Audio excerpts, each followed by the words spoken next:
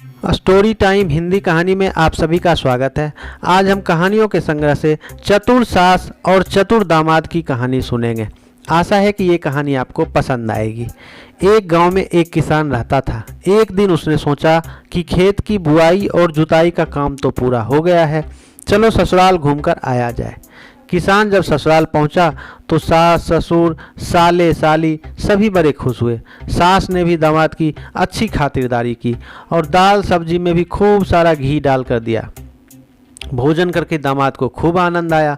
उसने फिर सोचा चलो फसल तो वो ही दी है, फिर क्यों ना ससुराल में और दिन ऐसे ही रहकर बढ़िया बढ़िया भोजन किया जाए। यह जानकर वह 2-3 दिन वहाँ रुक गया।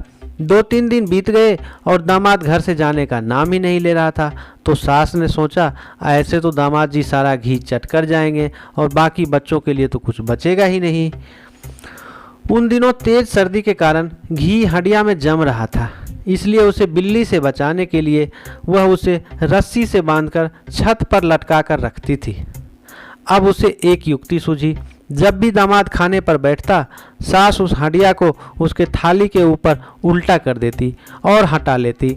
इससे दामाद की थाली में एक भी बूंद घी की नहीं गिरती थी।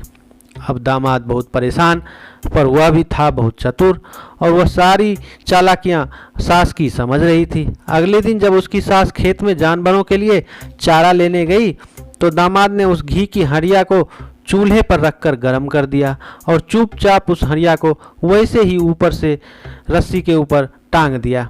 अब सास इस बात से अनजान थे कि सारा घी अब हंडिया में पिघला हुआ है। जब खाने का समय आया तो सास ने घर में खिचड़ी बनाई, फिर दामाद को खिचड़ी थाली में परोस कर दी और बोली आइए दामाद जी खिचड़ी खा लीजिए। दामाद जी आकर बैठ गए और सास ने उन्हें थाली में खिचड़ी परोसी। फिर रोज की तरह उसने हंडिया ऊपर से उतारी और दामाद जी के थाली के ऊपर हंडिया उल्टी कर दी। फिर क्या था, सारा का सारा घी दामाद जी के थाली पर आ गिरा। दामाद की थाली में सारा का सारा घी गिरने से सास तो अब हड़बड़ा गई और इसी हड़बड़ी में आनन फानन में अपने बच्चे को आवाज़ न लगाने लगी, अरे चंगू मंगू झमरू झुमकी जल्दी आओ, आज तुम्हारे जीजा जी के साथ एक थाली में ही खाना खाना है। फिर सब उस थाली में ही खाने के लिए बैठ गए और सास ने चालाकी से अपने और अपने बच्चों की तरफ करने के लिए थाली में ही ज़्यादा से ज़्यादा घी अपनी ओर समेटने लगे और बोलने लगी, देखो दामाद जी मैंने अपनी बेटी को इतना कपड़ा दिया, इतने गहने दिए, इतने बर्तन दिए, मेरी बेटी को दुख पहुंचाया तो अच्छा नहीं होगा। दामाद भी चालाक था। घी की ढेरी बना बना के समझाने के बहाने सास सारा घी अपनी और अपने बच्चों की ओर समेट रही थी। फिर दामाद ने तुरंत चालाकी की और सारे घी को अपनी तरफ करके खिचड़ी में घुमा घुमा के बोलने लगे, अरे थारी लड़की को तो मैं कुछ कहे उसे यूं घुमा घुमा के चारों खाने चित कर दूं और खिचड़ी की तरह मुंह में डाल डाल कर खा जाऊं। इस तरह सारी घी लगी खिचड़ी दामाद अकेला ही चट कर गया और सास और बच्चे देखते के देखते ही रह गए।